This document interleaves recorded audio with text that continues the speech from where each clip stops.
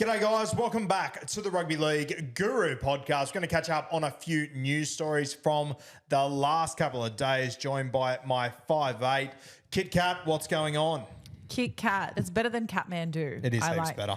Yeah, I prefer that. But no, I'm very excited for this one today. There's a few fun things that we're going to be talking about. Yeah, there's a bit to talk about. Obviously, Vegas approaching very, very quickly. I've got a few rumours to share with you guys coming out of there about team lists and whatnot. We've got a couple of engagements in Rugby League that are going to have some unreal Rugby League weddings coming our way. Bit to catch up on. There is. How are you? Are you really excited for your Vegas trip? Because you leave very soon. Yeah, well, this time in a week, I will be in the air. I'm not very good at time differences and whatnot, but I think I will be arriving in LA pretty soon in a week's time. So very exciting. Can't wait to get over there. Obviously, the Kangaroo Tour is going to be super exciting. Going to catch up with people over there. Hopefully see a bit of merch. It's going to be unreal. So if you are going to be there in Vegas, make sure you reach out to me via the IG. We'll organise a few catch-ups and whatnot. It's going to be a pretty hectic week, but really, really looking forward to seeing how it all plays out. Your boys made it as well. You got some accreditation from a media pass from the NRL, so we're going to be in there like swimwear, enjoying ourselves. Can't wait for that.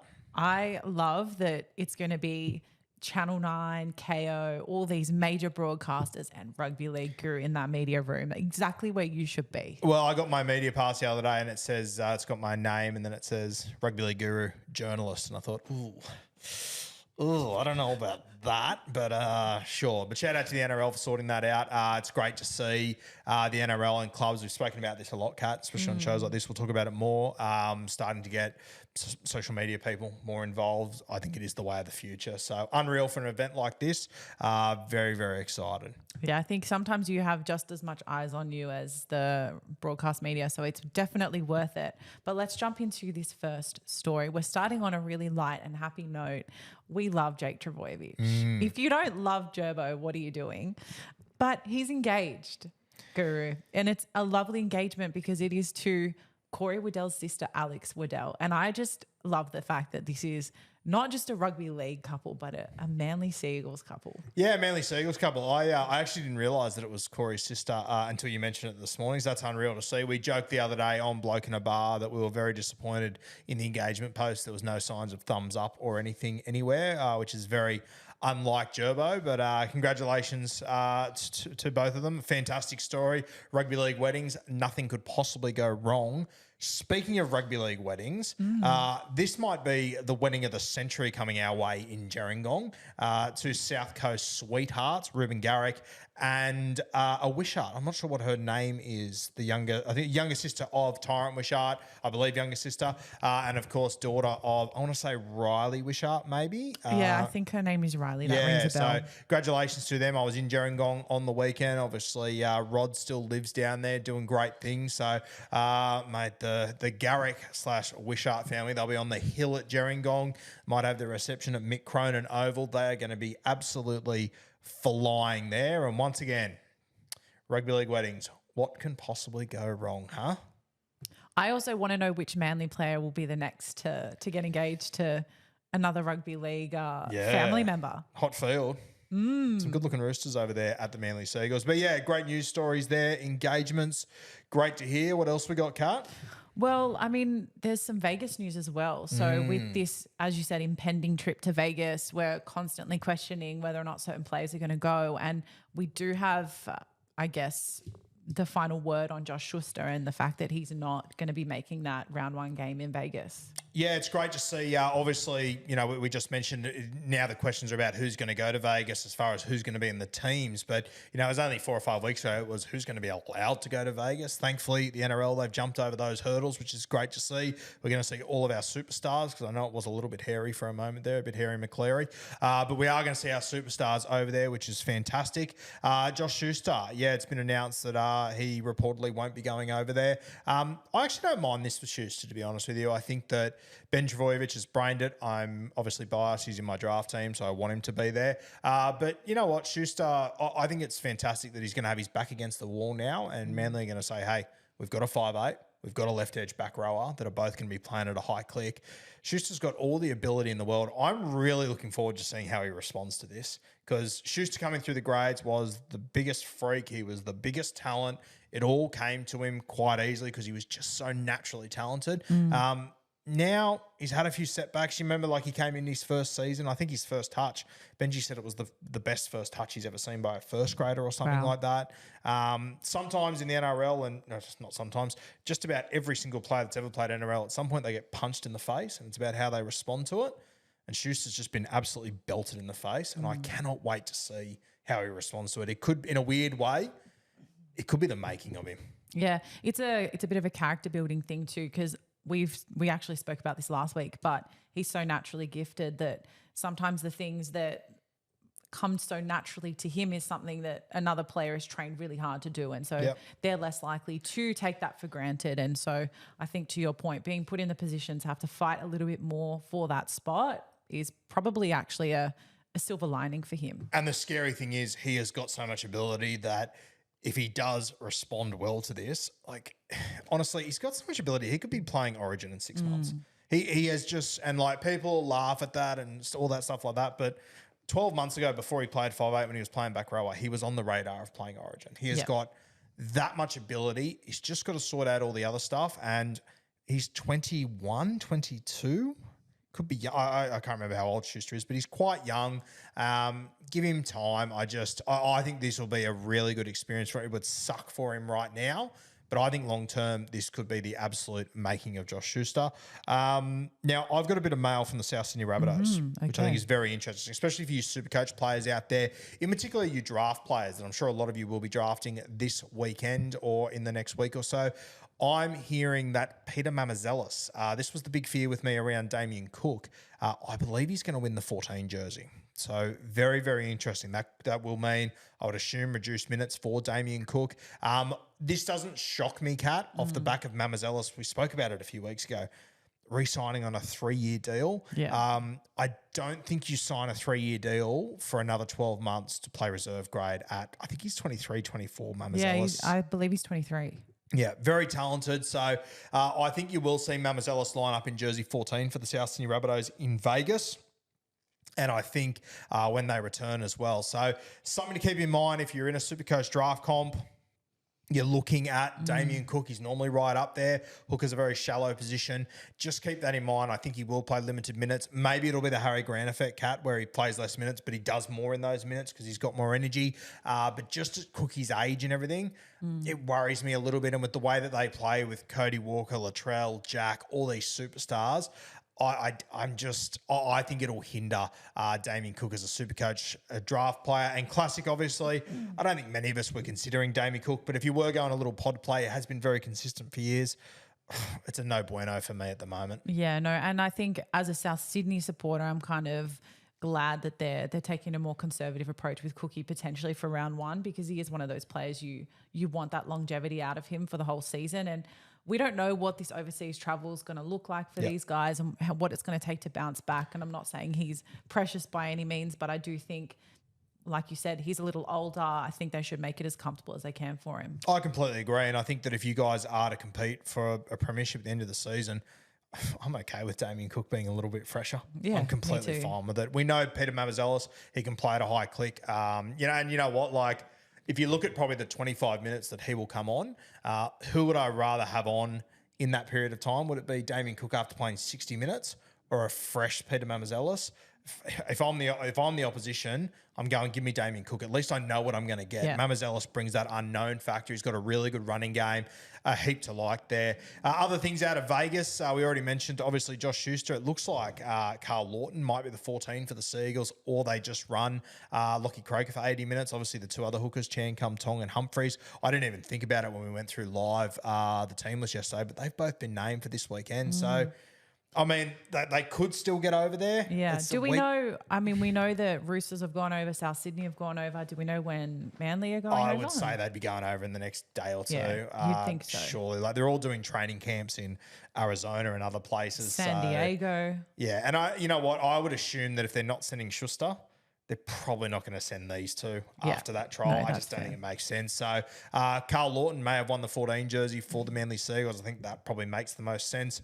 Lockie Croker might be an 80-minute 9 to start the season. We'll see how it plays out. It kind of, in hindsight now, it frustrated me why Carl Lawton was playing 9 in those trials the other day. But Now if you know. that was the plan, kind of makes sense. But I Yeah. would have really liked to have seen one of these two young guys get a gig. I think that would have been good. The other news, obviously, the big talking point out of the Roosters all off-season, Cat, has been, and we haven't spoken about it, beers and break-evens last week. Who's going to play centre? Where's Suoli, Billy Smith? Obviously, it looks like Billy Smith's one left centre. My mail was that he'd won left centre before that trial on the weekend, and Suoli was actually going to miss the side. But Suoli, he will now come into the team because obviously Dom Young's injured. We wish him all the very best, don't we? Yeah, we do. That crusher tackle was something else over the weekend, but all that matters is that he's good. But speaking of Dom Young, on to the next story. Now, this is one that is a personal favourite of mine because I used to love the NRL races when they used to hold them to figure out who was actually the fastest player in the game. Yeah, I think they used to have them on like grand final day and stuff. It's probably a bit tough to get players to do that sort of stuff nowadays. I remember they also about 15 years ago, or probably more than that actually, like in the late 90s, I think they had one at ES Marks over there at Moore Park. And then I think in the last 10 or 15 years, they had another one, I believe, like GI ran in that. I think Lockie Turner won it. They had a few different athletes. But I believe the great Roger is doing one as well at the moment, or he's already done one. What's the yarn there? Well, I believe he's already done it because he's teasing the fact that he already has a result. He's raced the likes of Dom Young, Bronson Sherry, Jason Saab. Well, he's already done it? He's already done it. I'll tell you what. Let's go straight to the source. Okay. I'll get Roger the Dodger on here. One of the great fellas, one of the great personalities in, I was going to say rugby league, but in sport in general. Let's get Roger on the dog and bone. Hello. Rog, it's Guru, mate. You're live on the podcast. What's going on? What do I owe this pleasure? Well, you just came up in conversation, as you do quite often, mate, one of the great personalities of sport. You've got a race, I believe, that you've already done. Is this true? I can't believe how much it's trended. The race has gone berserk. I just started a TikTok account about, not myself, my business manager. And she was telling me it's like, I've only got a small amount of followers. It's had like 220,000 views. Wow. Is it true? Well, bloody oath. And who was in the race, mate? Because it was weird you didn't give me an invite. Yeah, and it's because, I tell you why. I don't know if I want to know why, but proceed. I just wanted to throw it out there as a teaser first, like just to see, are you actually interested in it or is it all just talk? Nah, mate, all sizzle, no steak over here, believe me. All sizzle. Fuck me dead, it's sizzle. Yeah, my cock just went up berserk with it. It's just been phenomenal. So the who was in it? Yeah. Well, it's not bad for a guy who's just I'm not associated to any team. So to get a lineup, it's going to be difficult because, I'd have to get every star from every team, and it's difficult because they all live in different states or certainly not all in the eastern suburbs. So I put a handy lineup together. It was just a coincidence. We just thought about it right on the day. It wasn't planned. Or they were all there training at the same time, and I'm just looking around. I was like, fuck me, Dad, this is a pretty good started field here if I can just put this together. So I had Tom Wright, who's a flyer from the Brumbies, who had a stint in the rugby league. You probably know, Gary. He's very talented, mate. I always rated Tommy Wright. Oh, there you go. So he is, and he's actually lightning on his feet. Yep. Then I had a guy that maybe this is one person you wouldn't know. Is a guy called Ruben Love. He is one of the most well-gifted all-round athletes I've ever seen. To be honest, I've been in the industry a very long time. So he came from the Hurricanes. He flew down specifically to train with me. He's on the All Black shortlist. He more than likely, he's hoping to make the All Blacks. And if he doesn't, I wouldn't say a code swap might not be out of the question. He loves Australia. He loves being here in Sydney. And then we got three of the guys that you guys all talk about all the time, Sherry, Saab, and Young. Mate, the thing that stood out to me from the trials on the weekend was the chase down that Dom Young put on, the Manly winger. He came from the other corner post. He ran him down in about 70 metres. It was unbelievable. Phenomenal. In actual fact, he overran him. He got there that quickly. He was surprised that he overran him, and the guy had an opportunity to step back inside and offload the ball, and they ended up scoring a try. He was a bit filthy on that. He was like, he said, I didn't think I'd get to him so quickly. Yeah. But that doesn't mean he won the race, Guru. Yeah, mate, if I had to put my money on someone, I would probably go with Jason Saab would be my tip. I know you won't reveal anything to us, but did the results surprise you or not? The placings, not the winner. Yeah, okay. Interesting. And, mate, of course, you mentioned Bronson there. You do the crime, you do the time, all that sort of stuff. Sure, it's great to have him back in the game. And, geez, you must have been excited to see how he went. Proud of him. Yeah. I had a real good week as far as the athletes that I support. I thought Tedesco was pretty decent as well. Regardless, I know he had a couple of handling errors, and I thought maybe Roosters should have put a lot more on that team. You're the expert when it comes to rugby league, but I was more interested in how nicely he moved on his feet. Yep. I don't know if anyone paid any interest in that, but to me that was a good coup. Then he came back to me with his GPS recordings, and his times were much better than they were last year. So that was one win. Obviously, I had a win with Kirtley getting exonerated, and now he's going to be on the lookout to maybe even a code swap, but I can't let any further information out than that. But more than likely, don't be surprised to see him in a rugby league jersey. I'm not sure what club is. And then Bronson, I thought Bronson was phenomenal. For first game back for 4 years, he was that fucking nervous, drove me insane all week. And I just said, mate, just do what you've got to do. Don't try and do too much. You've got no point to prove. In actual fact, he exceeded my expectations, and then having a little skip to the side with a little bit of burst of acceleration, crossing over the try line, that was just like the ice cream on the cake. Yeah, mate, I had no doubt that Bronson would be back and would be successful, but I didn't expect it to be in the first half of his first game. It was incredible. Well, I think Ciro actually said that, didn't he? He was sort of saying that, I was thinking to pick him maybe halfway through the year, and now it looks this trial he's sort of forced out, what's his name? Yeah, well, there's a few options there, like Connor Tracy and whatnot. But actually, he wasn't named, was he? No. I think he's still coming back from injury, Kiraz. So we'll see how we go. But, geez, Bronson couldn't have done much more, mate. So when will we see this race, brother? Like, is it going to be on social media or what? I'm going to tell you something, Guru, right? I'm going to drop it on April Fool's Day and see if people have been fooled or they're just going to actually see the race. Oh, fuck, you're good. This is great. I think I'm a marketing genius. Mate, speaking of marketing, are you looking for a sponsor for it or what's going on? Oh, I'd love that. Big time. Yeah? You want to come on board? I got no money, mate, but maybe we can find someone for you. Well, mate, I'm telling you that much. I'm a 56-year-old that gets fucking plenty of traction and not scared to do one thing at all. You might even see me run on the field in the nude, and if you want to sponsor, I'll put the logo on my cock. That's what scares me the most about sponsoring, mate. I love you, Guru. Petrifies me. Mate, I love you as well. Thank you for joining us, and I'll catch up with you soon, okay? Take care, brother. See you, brother. Cheers, mate. Bye. Kat, that is super exciting. I love this. He's such an interesting character. I love Roger. He's the most interesting cat of all time. I've got all the time in the world for Roger. He's unreal. I reckon Saab. Yeah, my money is on Saab as well. And I think that it's interesting he said that it's the placements that got him.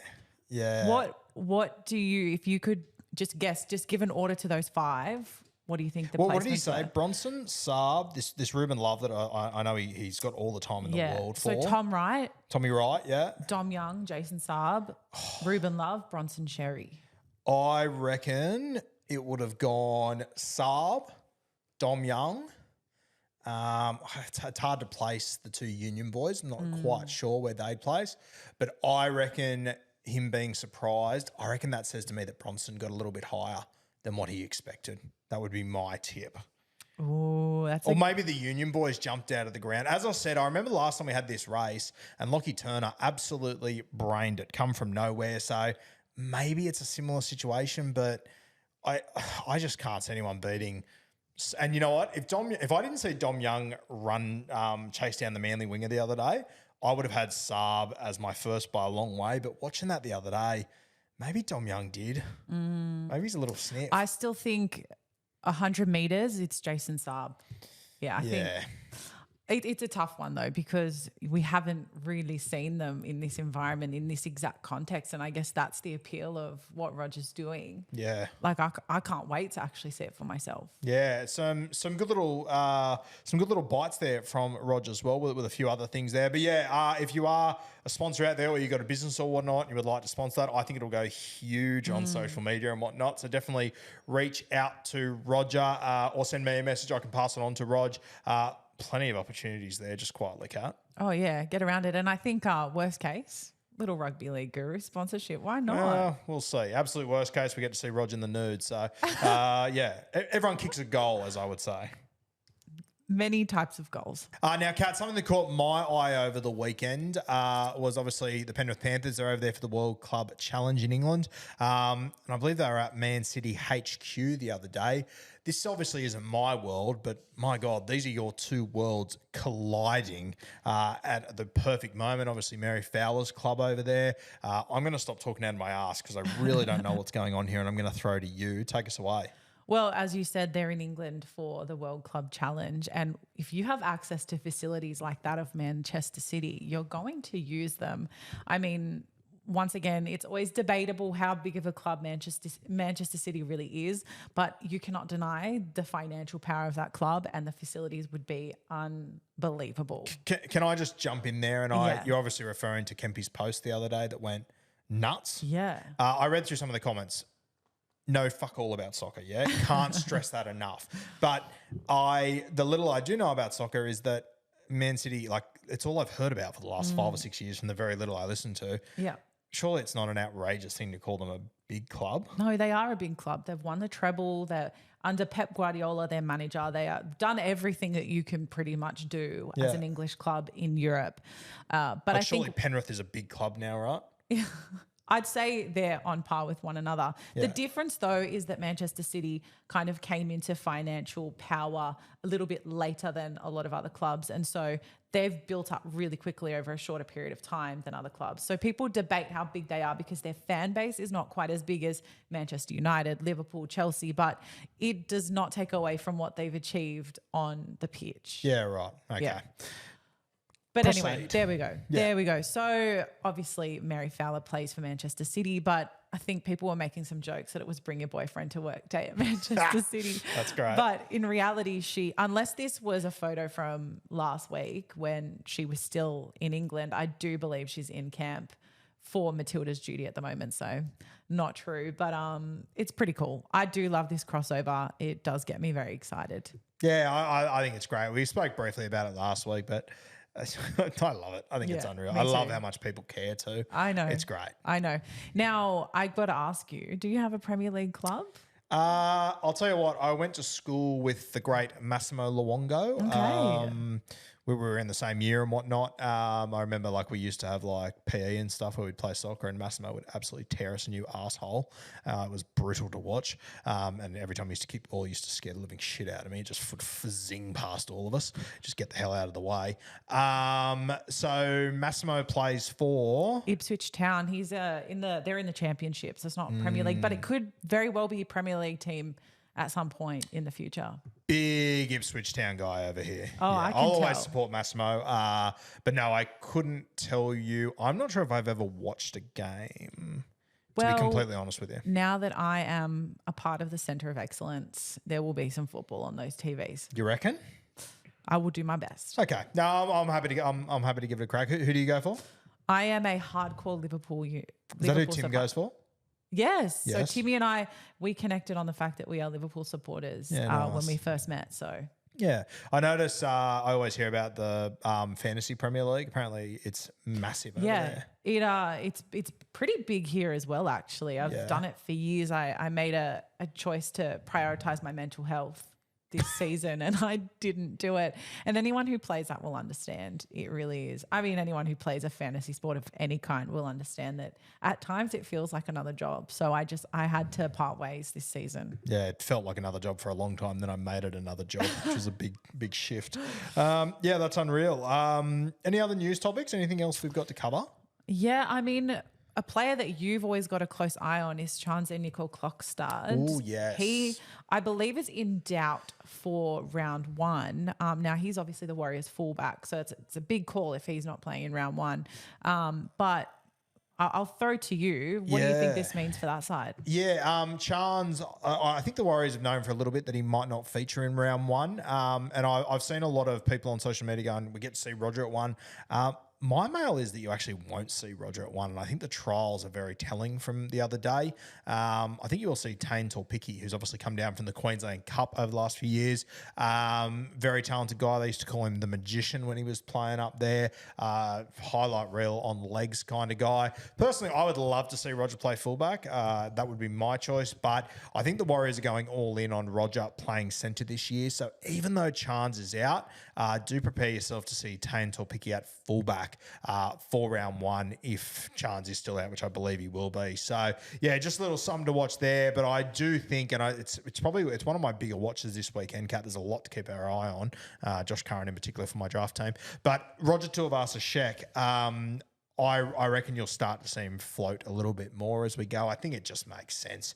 You got a superstar like him sitting out there at left centre, and he's going to carve it up out there. But I think he'll start to float. And I'll tell you what, if at any point he crosses that 50% line and goes over to the right side at any point, Kat, my God, I will fall on my sword as far as my Supercoach take goes with Roger the Dodger, and I will seriously be considering him. So something to keep an eye on there. I've had a couple of Rogers on today. It's been good fun. It's like the episode of Rogers. Yeah. I don't know any other Rogers, but I think I'm capped out of Rogers now. But unless you've got a connection to Federer, which I doubt you do, but I wouldn't rule it out. You know what? Speaking of sports, you know, that we're into, I have to say one of the best moments of my life was a semi-final that I went to, Australian Open, between Roger Federer and Rafael Nadal. Now, for those at home, I am a huge Rafael Nadal fan, okay? Beyond. Like, I know his whole life story, and I'm not proud of that, but I know everything there is to know. And I've followed did you just say you were at that game? I was at that game. I know. Did you have to donate a kidney or something? How? No. So anyone, if you've been to the Australian Open, one of the hardest things about buying tickets is it's kind of like any finals round, right? Where you can go, I want to attend this day, this time, and you kind of hope that your team is still there or your player is still there by that point because it's playoffs or you know, it's sudden death. Yes. I lost the word, but it's like a sudden death tournament, of course. So we worked out that if he was to make it to the semi-final, this being Rafael Nadal, this was the exact game that we needed to book. Yeah, wow. And we just had our fingers crossed that we wouldn't end up watching two absolute randoms that we didn't care about. And we got the best of both worlds. We got those two players against each other. That's one of the greatest plays in sporting history to nail that. That's unbelievable. I don't know much about tennis, not overly care that much about tennis, but my God, I'd give my right arm to sit there and watch that. Wow. That's incredible. You'd give your right arm. That's massive. Maybe my left. I probably need my right, to be fair, but that's pretty special. Yeah, it was really cool. Is there anything else that we wanted to talk about? I know there was one question, a question you actually asked me off air earlier. Now, going back to Manly Sea Eagles, they made some news headlines this week that were a little on the funnier side. And of course, your Hello Sport mates had a bit of a joke about this one too. But you actually asked me what was the go with. Yeah, I've seen it all on social media. I actually haven't listened to Tom and Eddie. I happened to be in the studio when they were making the thumbnail for the episode, so I heard them talk about it briefly. Yeah. It sounded hilarious. But what's actually doing here? So we've all heard about this Tinder ban for the Manly Sea Eagles, and apparently they've been advised by their club to stay off Tinder for the duration of their time in Vegas. And you know, Tom and Eddie were very. They questioned the approach. But basically the story behind that is Michael Mulligan, who is the managing director of Anchor Security, and he's been working with the Sea Eagles for the past 10 years. He advised them to stay off Tinder, but because he said that people are going to be taking advantage of the boys. And since they announced that the teams were coming to Vegas quite a while ago, people have had ample time to do research to know what the players look like. He's basically saying that they're sitting ducks for something to just go very wrong. Yeah, right. That's interesting. Now, been a while since I was on Tinder, obviously, a married man, but you can preset your location to somewhere, can't you? The boys could set their location to Vegas right now and already start alley-ooping themselves to potentially do well over there, correct? Yeah, I really hope their heads are in the game. I hope their heads are in the game, but rugby league, obviously. That's an interesting one. I had not even considered that side of this. Scary. Yeah, definitely. And I think, granted, it's been talked about quite a lot, but I think when you look at the reason behind and the fact this has come from the managing director of an affiliate security company, of course you're going to scare people a little bit. Yeah, interesting. Hopefully nothing comes of that. I think that's the absolute best case scenario there. But I will be going to have a listen to Tom and Eddie's take on that. I'm sure it will be hilarious. I believe I heard chastity belts thrown around the other day. Yeah, I remember I put it on when we were both in the studio and I was in tears over it. Yeah. It's very funny. By the way, guys, if you haven't caught up on it already, I've joined About Even this year. So go and have a look at that. The betting show with Neds. We're obviously partnered with Neds for 2024 as well. So plenty of content coming your way. But About Even, it'll be on the Hello Sport YouTube channel on there, podcast streams. Go follow About Even on Instagram and all that sort of stuff. Cracking first episode, Kat. Cracking episode. Yeah, from what I've heard so far, I got a bit of the inside scoop. It sounds hilarious. But while we're on Hello Sport, I have to ask you. Oh, God, here we go. Yeah. Now, last week, Guru had a really big day out. I was in the studio just doing my thing, and then you came back into our studio, into the Centre of Excellence, and he said, God, it was hot at Hello Sport. He was sweating buckets over there. Yes. Now, tell me, something's actually come from this. Yeah, so last week we had the Could Be Anything photo shoot, myself, Kempy, and the Water Boy. We were down, we went to a park, we took some photos, we took some videos. It was hot. It was warm down there. I was sweating Melbourne storms over there for about an hour and a half. We're out in the sun. And then you guys would have seen that video last week where I was kicking the ball at the crossbar. That took longer than it should have taken. We're running back and forth, me and Maddie. I was so sweaty, it was not even funny. And I knew that I'd already said to Tom and Eddie that day I would pop in for episode 600. And I got back to my car, had the aircon blared up and thought, my God, do I want to go there? I am so sweaty. I'm an absolute mess. Then I thought, it's episode 600. Do it for the boys. It'll be funny. So I go in there and I walk in there. I sit in my spot on the lounge. By the way, shout out to the boys. It's the most uncomfortable lounge of all time. I sit down and I got Jarch next to me. And the first story Jarch tells is about how much he sweats and that when he starts to think about how much he sweats more. And I'm just sitting there going, my God, I can feel beads of sweat down my back like racehorses the whole time he's talking about this. So then he rattled me and then I'm thinking more about it. Anyway, so then we get to and there was at one point I was like, my God, I know I'm going to leave a massive sweat patch on this lounge. 100. I know it's going to happen. And I said to the boys at one point, if you go back and watch the tape, I said to them, how long you got left till we're at 7 hours? I said, an hour and a half. And I just went, I don't have an hour and a half in me. We had to drop beers and break evens. You were waiting for me to come back up. So I eventually had to leave. And I stood up and I saw on the lounge there was a sweat patch there. And I thought, fuck. But then I was too far of a distance away from it to then like move the cushions and try and cover it. So I was like, maybe they won't notice it. Maybe you can't see it on the cameras. But I was pretty confident you could. Anyway, I walk back here into the studio. You go, how did everything go? And all sweet, except I'm very confident that when this drops at 6 p.m. tomorrow, by 7 p.m., Punters and Dribblers is going to go nuts for this sweat patch I've left on this lounge because it is ridiculous. Tom and Eddie don't have aircon or anything in their studio. It was a hot day. We had fans on us, but I was sweating before I got in there. It's hot in there. It was a hot box in there. Anyway, 1 day passed. 2 days passes, 3 days passes. I'm like, you know what? I might have got away with the crime of the century because I thought I was going to get crucified on Punters and Dribblers. And then yesterday, I get a notification. And all I saw on the little notification was the words, sweaty bumhole. And I thought, fuck, it's happened. It has happened. Opened it up and there was a screenshot on Punters and Dribblers. Had to take my medicine there and own up to it, which wasn't great. We mentioned it on About Even this week. We have a giggle about it too. But not great for the old self-confidence, but we move.